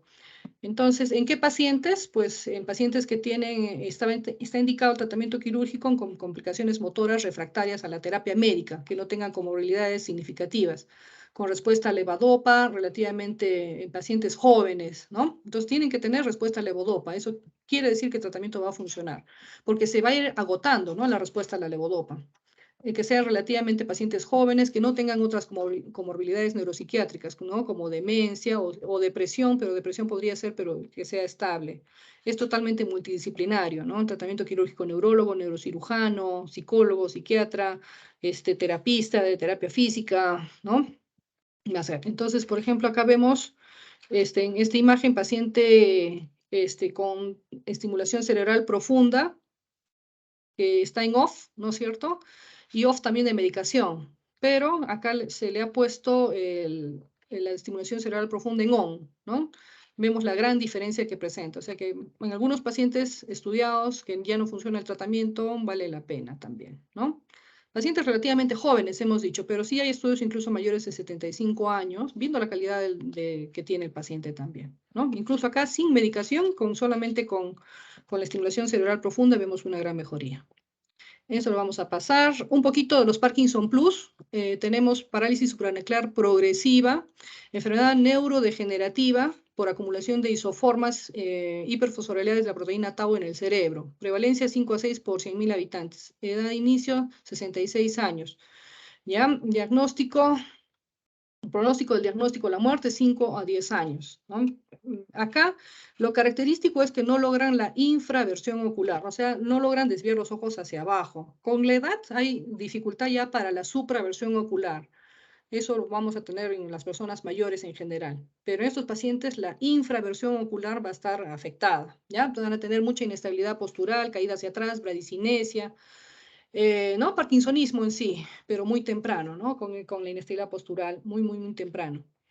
Puede haber también dificultad para hablar o deglutir, ¿no? La parálisis pseudovulvar. Signos cognitivos conductuales, afectación del procesamiento, disfunción ejecutiva, apatía, depresión, perseveración. En estos pacientes que no logran la visión hacia abajo, la infraversión ocular, en la resonancia vamos a encontrar el signo del colibrí, como vemos acá en la imagen, ¿no? Ahí está su piquito, su pechito, ¿no? Del colibrí. Hay una atrofia en esta zona, por eso se ve así. Tratamiento sintomático, pero con pobre respuesta, ¿no? Levodopa, carbidopa, memantina, mantadina se puede usar. La degeneración córtico-basal es rara también, este Parkinson Plus, ¿no? Entonces, a ver, ¿qué es lo que les puedo resaltar de aquí? Es lo que se llama el miembro ajeno o la mano alienígena, ¿no? Que es algo patognomónico, pero también es un poco inusual, ¿no? Como que la mano tiene vida propia, ¿no? Es lo que van a mencionar también los pacientes. Degeneración córtico-basal. Entonces, hay de la corteza, ¿no? También apraxia, no puede haber también mioclonías, distonías, pérdida sensitiva cortical, negligencia visual, también sensitiva, unilateral. Y bueno, el parkinsonismo, ¿no? La marcha, la rigidez, la bradicinesia. Hay también disfunción cognitiva, que eso va con la parte cortical, frontal, parietal o conductual. ¿Ya? Tratamiento sintomático. ¿Ok? Después, la atrofia multisistémica. Entonces, acá también es una enfermedad neurodegenerativa, prevalencia 1.9 a 4.4 por 100.000 habitantes, supervivencia 7 a 9 años, edad media 57 años. Aquí lo que va a haber es 4 características: compromiso de autonómicos o disautonómicos, la hipotensión ortostática, disuria, de estreñimiento, disfunción eréctil. Va a haber el parkinsonismo, obviamente, afectación córtico-espinal, incluso con Babinski y otros piramidalismos, hiperreflexia, ¿no? Todo es de primera neurona. Afección cerebelosa, el habla arrastrada, la disartria, el insomnio. Entonces, atrofia multisistémica. Entonces, en la resonancia vamos a ver atrofia cerebelosa, ¿no es cierto? Atrofia cerebelosa, también se puede ver aumento de la señal del putamen. También se puede ver el signo de la cruz, aquí, ¿no es cierto? Aquí es donde me quedé. A ver, el signo de la cruz, ¿no es cierto? En la resonancia. También en estos pacientes con atrofia multisistémica se puede pedir la electromiografía del esfínter urinario, ¿no? Para ver la hiperreflexia del detrusor, ¿no? Porque tiene muchos síntomas disautonómicos con la vía urinaria también. Levodopa al inicio, pero la respuesta es pobre, ¿no? La demencia con cuerpos de Lewy, enfermedad neurodegenerativa, caracterizada por síntomas neuropsiquiátricos y el parkinsonismo, obviamente, ¿no? Presencia de cuerpos de Lewy, tiene predisposición familiar. En necropsias se ve que es el 20% de las demencias, ¿no? Y bueno, las características de deterioro cognitivo, con trastorno de conducta del sueño REM, ¿no es cierto? Las alucinaciones visuales auditivas que son frecuentes, y bueno, algunas características en el PET o SPECT, que va a haber hipometabolismo, hipoperfusión occipital, respectivamente. En el SPECT también va a haber la denervación simpática cardíaca, ¿no? Un SPECT cardíaco, también que va a haber alteraciones ahí. Tratamiento con levodopa, ribavirin, memantina, donepezilo, antipsicóticos. El pronóstico lamentablemente también es pobre. Este es un cuadrito, también resumen, y me pareció interesante. Ustedes lo pueden revisar también con calma porque el tiempo me va a ganar. Vamos a hablar sobre enfermedad de Huntington, chicos, ¿ya? Entonces, enfermedad de Huntington, la segunda parte de la charla de hoy, es un trastorno hereditario autosómico dominante del adulto, ¿no? Asociado a pérdida de las células y neuronas de los ganglios basales y la corteza. Las características de la enfermedad de Huntington incluyen movimientos involuntarios, demencia y cambios de comportamiento, ¿ya? Entonces, no solamente es trastornos del movimiento, sino que también va a haber demencia y cambios en el comportamiento. George Huntington, el médico norteamericano, fue el primero que la describió en 1872. Su papá y su abuelo eran médicos también. Dice que iban a caballo con su papá y el abuelo, ¿no? Y también empezaron y vieron estos pacientes, y esto le llamó mucho la atención a George Huntington. Muy joven empezó a describirlo, ¿eh? Así es que a los 22 años más o menos fue el que hizo, ¿no? Hizo ya una descripción de esta enfermedad, ¿no? Y la denominó también como una reliquia de las generaciones anteriores en el pasado oscuro, ¿no? Así la mencionó. Entonces, el término Corea viene del griego y su significado es danza. De ahí viene, por ejemplo, la palabra coreografía, ¿no? De danza, ¿ok? Entonces, mencionarles también que hay otras causas de Corea hereditaria o esporádica. Acá tenemos unas tablitas de la clasificación etiológica de las Coreas. Hereditarias, Huntington, ¿no? A la cabeza, pero bueno, hay toda una lista larga que hay que tener en cuenta, y si no está el diagnóstico preciso, pues hay que tratar de revisar la lista e investigar, ¿no? Neuroacantocitosis, enfermedad de Wilson, aminoacidurias, déficit de creatina, porfirias, gangliosidosis, leucodistrofias, una serie de enfermedades un poco raras. Esporádicas, también puede haber algunas formas hereditarias, pero esporádicas, endocrinas y metabólicas, hipertiroidismo, hiperparatiroidismo.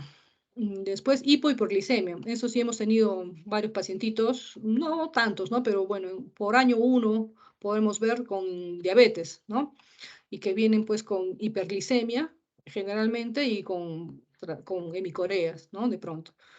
Hiponatremia también, infecciosas para infecciosas, ¿no? La corea reumática, neuroborreliosis también, mononucleosis infecciosa, ¿no? Entonces hay causas infecciosas también que tener en cuenta. No todo es Huntington en sí, ¿no? Causas inmunológicas, lupus, ¿no? Por ejemplo. encefalitis autoinmunes, anti-NMDA también, vasculares, posinfarto, hemorragia justo pues en la zona de la cabeza del caudado de pronto, ¿no? Malformaciones vasculares, enfermedad de Moyamoya, enfermedad de Behçet, otras vasculitis. Los fármacos también, ¿no? Hoy hemos visto, damos tratamiento para enfermedad de Parkinson, y podríamos desencadenar un poco movimientos correicos, que le llamamos discinesias, ¿no? Anticolinérgicos, antiepilépticos, también asociados. Y bueno, ahí sigue todavía la lista. En cuanto a la fisiopatología de la enfermedad de Huntington, lo que vamos a ver es atrofia en dónde, en los ganglios basales, pero principalmente el núcleo caudado y el putamen, ¿no? Que se va a acompañar de una pérdida neuronal selectiva y astrogliosis. También va a haber una pérdida neuronal marcada de las capas profundas de la corteza cerebral, ¿no? Y por eso, pues, que también se asocian a deterioro cognitivo. En otras regiones de ganglios basales también va a haber también grados variables de atrofia, ¿no? El globo pálido, el tálamo, núcleo subtalámico, sustancia negra, cerebelo. Por eso que también puede haber parkinsonismo. La base genética de la enfermedad de Parkinson, esto es importante, es la expansión de la repetición de la CAG, ¿no? La cisteína, adenosina, guanina, que codifica un tracto de poliglutamina en el extremo N de la proteína llamada huntingtina. Esto está en el brazo corto del cromosoma 4. Esto es recién se descubrió en el año 1993. Ahorita les voy a contar un poquito la historia, que es bonita también. ¿Ya? Entonces no se olviden, base genética, expansión de repetición, ¿no? Muchas repeticiones del CAG. ¿Ya? Entonces no se conoce completamente la función de la huntingtina, pero se dice que tiene un papel esencial en la supervivencia neuronal, en la regulación transcripcional y en la función mitocondrial. ¿Ya? O sea que normalmente tenemos huntingtina, pero el problema es cuando hay una repetición exagerada. Los fragmentos N-terminales de huntingtina mutante, ¿no? Esta mutante se acumula y forman inclusiones en el núcleo celular de las células nerviosas, ¿no? De los pacientes con enfermedad de Huntington. Interfiere en múltiples vías de señalización celular y llevando a la muerte celular. Entonces, acá también, completando la fisiopatología, el número normal de repeticiones es de 26, ¿ya? 10 a 26 podría ser. De 27 a 35 repeticiones ya hay un rango intermedio en el que el paciente no va a presentar enfermedad, pero podría presentarse en las siguientes generaciones, ¿ya? De 36 hacia adelante, incluido el 36, se considera que la persona presenta predisposición genética a enfermedad de Huntington. Entre 36 y 39, la penetrancia es incompleta, ¿ya? Las formas de comienzo infanto-juvenil ocurren a partir de los 50 a 55 repeticiones, ¿no? Bastante. Mientras más repeticiones, más temprano se va a presentar la enfermedad. Puede haber fenómeno de anticipación, ¿no? De acuerdo al número de repeticiones. Entonces, esto es lo que vemos, un gen saludable, 10 a 26 máximo repeticiones del CAG. Tenemos una proteína huntingtina sana, pero abajo más de 35 repeticiones vamos a tener la poliglutamina, ¿no es cierto? Y esta va a ser ya una proteína mutante de la huntingtina. Entonces, etiología de la enfermedad de Huntington, se proponen varios mecanismos de muerte de células neuronales, ¿no? La excitotoxicidad, el estrés oxidativo, también se habla de un metabolismo energético alterado, y bueno, la apoptosis, ¿no? Que va a ser una muerte celular programada. Y todo lo anterior puede provocar esta apoptosis. En cuanto a la epidemiología, la prevalencia de enfermedad de Huntington en Estados Unidos es de 4.1 a 8.4 por 100.000 habitantes, pero en algunas zonas es pero muy alta ¿no? La prevalencia. Por ejemplo, en Venezuela, ahora que tenemos tantos venezolanos en nuestro país, ¿no? Miren, en la zona de Maracaibo, Venezuela, son de 700 por 100.000 habitantes, ¿no? Otro lugar que es un poquito más alto también es la isla Mauricio, frente a la costa de Sudáfrica, 46 por 100.000 habitantes. Tasmania, 17. Pero Venezuela, pues por lejos supera, ¿no es cierto? Entonces, esta zona de ahí de Venezuela, donde está marcada acá una zona bastante pobre, ¿no? La prevalencia en Finlandia y Japón es menos del 1 por 100.000 habitantes. La edad media de aparición oscila entre la cuarta y quinta década de vida, pero el rango es amplio, dice de 2 hasta 70 años, algunas biografías hasta 80 años mencionan, ¿ya? En esta zona de Venezuela, pues habían niños, como vemos en la imagen, ¿no? Niños con enfermedad de Huntington. Esta es la doctora Nancy Wexler, que está investigando la enfermedad de Huntington en Venezuela. Y ella fue la descubridora del cromosoma implicado en 1993. Pero, ¿qué pasó? Tenía una motivación personal. Su mami tenía enfermedad de Huntington, ¿ya? Y su hermana, este, bueno, ¿qué se dice? Cuando un familiar tiene enfermedad de Huntington, la posibilidad es del 50%, ¿no? De que vaya o no a tener enfermedad de Huntington. Entonces ella se dedicó mucho a estudiar esta enfermedad. Vino de Norteamérica hasta Venezuela, no había medios económicos, logró lograr un fondo económico, abrió una clínica en esta zona, justamente, esta zona pobre de ahí de Venezuela. Logró convencer a la población para mostrar cantidades, muestras de sangre, e incluso muestras de piel, ¿no? Para lograr hacer este estudio. Dice que es el estudio genético más grande del mundo, ¿no? Se ha estudiado hasta más de 10 generaciones, ¿no? Muy interesante. Ustedes pueden buscar en internet. Muy bonita la, la, mm, la trayectoria de esta doctora Nancy Wexler, ¿no? Entonces, acá la vemos también, ¿no? Con sus estudios. Vive todavía, ella debe tener unos 75 años, 78 años, más o menos, ¿no? Pero ahí está atrás la búsqueda. Y el secreto a voces es que como su mamá tenía, ella también tiene. Bueno, si ven videos en YouTube, van a verla pues con sus movimientos coreicos a la doctora. No tiene hijos, pero se arrepiente de no haberlos tenido, ¿no? Bueno, entonces la supervivencia de la enfermedad de Parkinson es de 10 a 25 años, ¿no? Después del inicio de la enfermedad. Causas de muerte, la neumonía, enfermedades cardiovasculares. Puede haber entonces enfermedad de Huntington juvenil, heredan la enfermedad del padre, mientras que los pacientes con inicio de la enfermedad después de los 20 años tienen más probabilidades de haber heredado el gen de la madre, ¿ya? La educación al paciente. Los pacientes y sus familiares deben ser conscientes de los riesgos genéticos, ¿no? Y esto realmente es un tema muy importante. Y a veces es delicado realmente, ¿no? Hacerse la prueba genética o no hacerse, saber, ¿no? Que tienes el gen y que puedes estar heredándolo a tus hijos, ¿no? Es un tema bastante complicado. De hecho, en Arequipa tenemos casos de enfermedad de Huntington. Entonces, incluye un trastorno del movimiento, no solo eso, sino trastorno cognitivo, trastorno del comportamiento. Pueden presentar uno o todos los trastornos en diversos grados, ¿no? Corea va a ser el trastorno de movimiento más común que se observa en la enfermedad de Huntington, ¿no? Con movimientos de cabeza, cuello, el tronco, las extremidades, ¿no? Entonces, conforme va avanzando la enfermedad, puede haber distonías y rigidez, ¿no? Parkinsonismo también.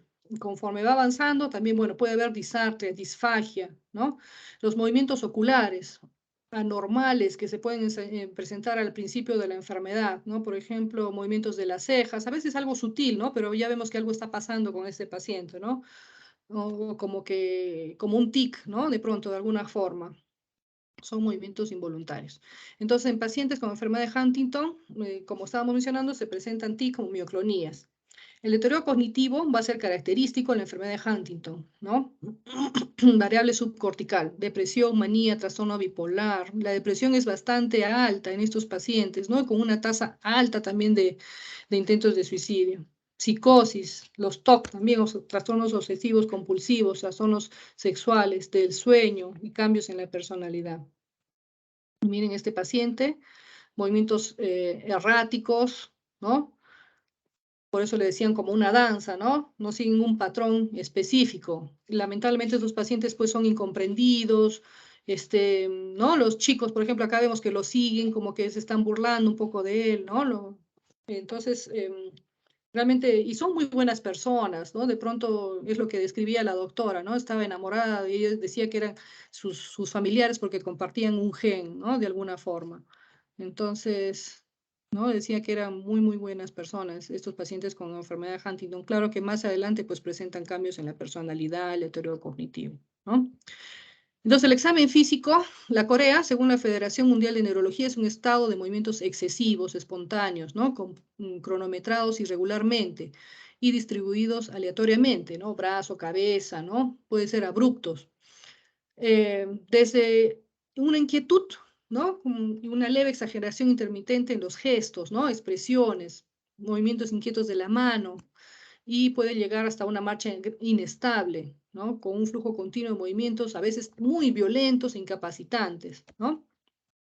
En la enfermedad de Huntington va a ser generalizada, porque puede haber casos de hemicoreas, por ejemplo, en causas metabólicas, hemicoreas es lo que más frecuentemente vemos, ¿no? Y otras causas también, pero en Huntington casi siempre va a ser generalizada. Impersistencia motora, por ejemplo, en la mirada, ¿no? Le decimos voltea la vista para la derecha, ¿no? Voltea, pero otra vez la vuelve a poner central, ¿no? Hay como un movimiento sacádico y regresa otra vez la vista hacia el centro. La lengua, igual, se le llama el bobbing, ¿no? Saque la lengua, pero no puede mantenerla afuera, está en que entra y saca la lengua, ¿no? En las extremidades también. La paraquinesia, esto es que el paciente trata de alguna forma disimular sus movimientos coreicos involuntarios, ¿no?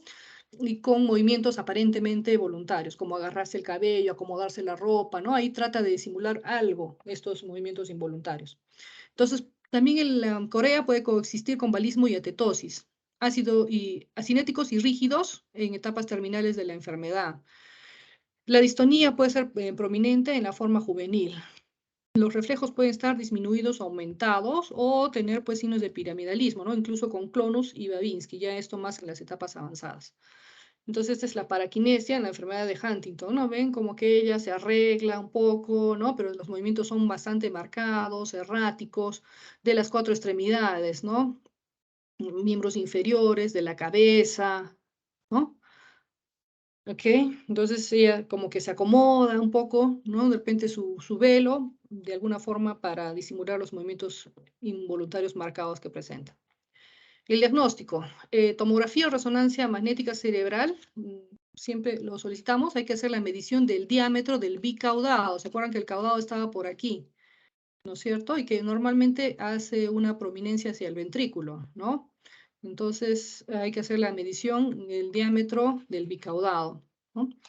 Entonces, por ahí mencionan algunos grados también. Si todavía se ve, ¿no? Si es que ya, si se ve todavía una prominencia, a veces esto ya va a ser plano o a lo contrario va a ser ya cóncavo, ¿no? Las pruebas genéticas van a ser informadas como el número de repeticiones del CAG, ¿no? Las personas en riesgo de enfermedad de Huntington que soliciten pruebas presintomáticas, ¿no? Alguno, por ejemplo, papá, el abuelo ha tenido Huntington y yo tengo 28 años y quiero hacerme la prueba, ¿no? Entonces, estos tienen que pasar un asesoramiento genético extenso, una evaluación incluso neurológica y psiquiátrica, ¿ya? Porque a veces puede ser muy desalentador decirle que sí va a tener, ¿no? La enfermedad de Huntington. Entonces tiene que pasar toda una evaluación. Es delicado el asunto, como les digo. Entonces, ¿pero qué hacemos? Si la prueba genética es negativa para enfermedad de Huntington, hay que echarnos a buscar más, ¿no? De todas maneras. Con mayor razón si no hay antecedentes familiares. Cuando hay antecedentes familiares, el papá, el abuelo, ¿no? Entonces ya como que está cantadito el diagnóstico. Pero si no es así, entonces descartar lupus eritematoso sistémico, síndrome antifosfolipídico, enfermedades tiroideas, neuroacantocitosis, ¿no? El DRPLA, que es la dentatorubral pallidoluysian atrofia, la enfermedad de Wilson. Wilson, no se olviden, Wilson, por favor, detectar, ¿no? La corea, entonces, el tratamiento para la corea, vamos a darle benzodiazepinas, como clonazepam o diazepam, ¿no? Eso nos va a ayudar a calmar un poco los movimientos. El ácido valproico también puede ayudar. Otros agentes depletantes dopaminérgicos como la reserpina, la tetrabenazina también. Neurolépticos también se puede usar, como la quetiapina de repente. Haloperidol también se usaba, pero se prefiere a los nuevos neurolépticos, ¿no? Los atípicos. Si es que hay signos de parkinsonismo, bradicinesia y rigidez, podemos usar levodopa, siempre iniciar con dosis pequeñas, ¿no? Agonistas dopaminérgicos también se puede usar, ¿no? Por ejemplo, el pramiprexol, ¿no? Ropirinol también puede usar, más usado el prami. La depresión, podemos usar los IRS, la sertralina, la fluoxetina, ¿no? Otros, el bupropion, la venlafaxina, antidepresivos tricíclicos, incluso si hay una depresión severa, terapia electroconvulsiva. Si hay irritabilidad, también nos puede ayudar los antidepresivos ya mencionados. El ácido valproico también puede ayudar para la irritabilidad, la carbamazepina y los antipsicóticos. Si ya pues hay alucinaciones o delirios, la quetiapina, la clozapina y la risperidona, ¿ya? En lo que se puede usar. Siempre empezar con dosis pequeñas, ir titulando. Ahora, hay nuevos tratamientos que están en estudio, como la tecnología del silenciamiento genético. Ojalá que salga, ¿no? Ojalá que salga, que logre esta doctorita que está estudiando tantos años esta enfermedad, dar un tratamiento, ¿no? Están en estudio. Por ejemplo, el Ionis HTT-RX es un oligonucleótido antisentido que se une al RNA mensajero tanto de la huntingtina normal como de la huntingtina mutante. Ya está en fase 1 y 2. Se ha visto que reducen la formación de la proteína mutante, huntingtina, en el líquido cefalorraquídeo y en el cerebro de pacientes afectados. Entonces, es una esperanza para estos pacientes, ¿no? Entonces, otros síndromes que cursan con Corea, la Corea aguda, ¿no? De pronto van a presentar, ¿no? Esos movimientos involuntarios que vienen por emergencia, ¿no? Son incontenibles muchas veces. Entonces, las etiologías más frecuentes tenemos lesiones vasculares, como un infarto o una hemorragia, que afectan la zona del putamen, ¿no es cierto? Y otros ganglios basales. También podría verse un poco en el lóbulo parietal, pero principalmente van a ser en ganglios basales, ¿no? Como vemos en la imagen. La hiperglucemia no cetósica produce una hemorragia petequial difusa en el cuerpo estriado, como vemos acá en la imagen, el caudado y el putamen, eso es el cuerpo estriado, ¿no es cierto? ¿Dónde está mi mouse? Ahí. Entonces, pero ahí está aquí donde señalan las flechitas, ¿no? Entonces, vemos algo hiperdenso, ¿no? Una hemorragia petequial difusa, sin llegar a ser una hemorragia muy marcada, ¿no? Muy evidente. Otras causas, las alteraciones electrolíticas del sodio, calcio, magnesio, el hipertiroidismo o el lupus, ¿no? En las lesiones vasculares y en la hiperglicemia es unilateral, como ya les había mencionado, ¿no? Una hemicorea. Y estos pacientes van a ir bien en un tiempo de unos 2 meses, ¿no? Generalmente van bien, aunque algunos pocos casos pueden persistir. La corea de la hiperglicemia o de los otros trastornos metabólicos va a mejorar con la corrección, pues, ¿no? De la enfermedad de fondo, de la hiperglicemia en este caso, ¿no? Muy bien. Entonces, esta es una descompensación diabética hiperosmolar, la tomografía cerebral. Entonces, vemos acá el caudado y la región del putamen, ¿no es cierto? Que está algo hiperdensos, ¿no? Pequeñas petequias sin llegar a ser una hemorragia. Después, la corea senil es un término inespecífico, se refiere a la discinesia de tipo coreico, de distribución preferentemente bucolingual, ¿no? En los ancianos sin una etiología precisa. En la resonancia magnética cerebral puede haber lesiones cribosas o lacunares de los ganglios basales, de significado incierto, ¿no? A veces podemos ver esas lesiones y el paciente no tiene ninguna manifestación.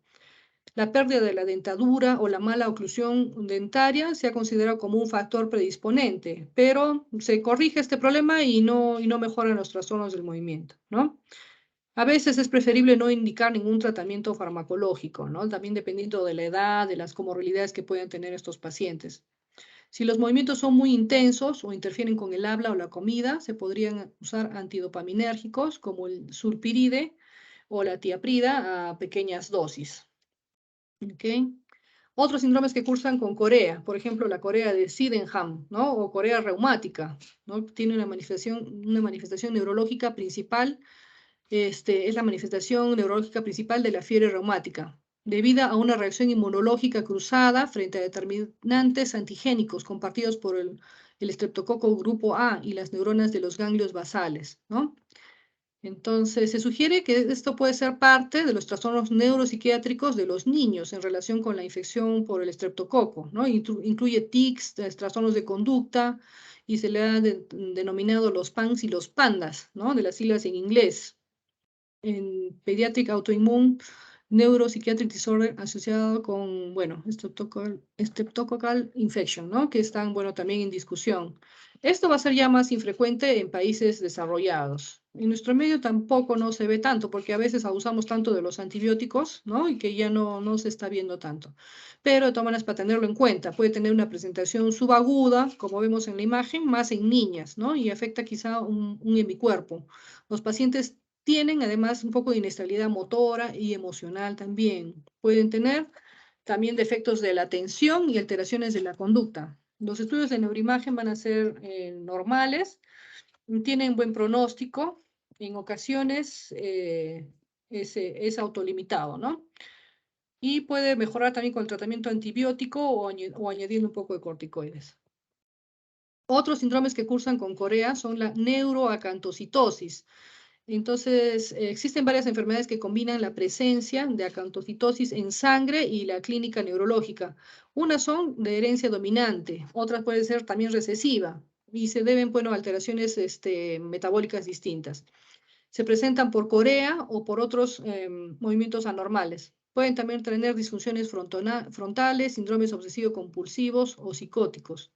La coreoacantocitosis, ¿no? Entonces, estos pacientes van a tener corea, trastornos cognitivos, parkinsonismo, crisis convulsivas también podría haber, trastornos distónicos, tics, paresia pseudobulbar, o sea, la disfagia, la disartria, neuropatía periférica, también con arreflexia y además hepatomegalia. Yo creo que ahí está también la clave, ¿no? Porque después podría ser como una, bueno, como una Corea de Huntington, ¿no? Todas estas características. Entonces ya saben que si no hay el antecedente genético, si las pruebas de los tripletes CAG no salen positivos, hay que echarnos a buscar y esta podría ser una opción de diagnóstico, ¿no? La neuroacantocitosis. ¿Listo? Entonces, pues esos son los acantocitos, ¿no? Los glóbulos rojos anormales, ¿no? Que tienen como unas espículas, ¿no? Esa es la forma que presentan. Entonces, hay unos síndromes también, el síndrome MacLeod, que cursa con movimientos anormales, crisis epilépticas, cardiopatía, elevación de la CK y transaminasas y trastornos neuromusculares. Síndromes de A-beta lipoproteinemia, cursan con retinitis pigmentaria, ataxia y polineuropatía con acantocitos. Eso ya es un poquito más raro. Chicos, entonces aquí hemos terminado. Estas son las referencias de la charla. Y les dejo esta frase: lo que más duele del Parkinson es cómo me miras, ¿no? No rechacemos a estos pacientes, cualquiera se puede enfermar, cualquiera puede tener un familiar con estas enfermedades, como la enfermedad de Parkinson o como la Corea de Huntington, ¿no? Esta es una frase de la doctora Nancy Wessler, dice: disfruten la vida mientras pueden, aconsejó, ¿no? Encuentren aquello que les apasiona y háganlo. No dejen que esta enfermedad les secuestre, ¿no? Entonces, ella tiene Corea de Huntington, la hermana no lo sé, pero bueno. Entonces, jóvenes, ahí hemos terminado. Si hubiera algún comentario, chicos, alguna pregunta,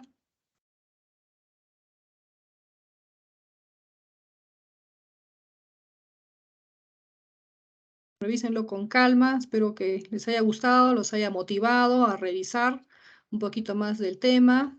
Y bueno, está el tratamiento que podemos hacer, dar a los pacientes que tienen esta enfermedad de trastornos del movimiento, como la enfermedad de Parkinson y la Corea de Huntington. ¿Ya, chicos?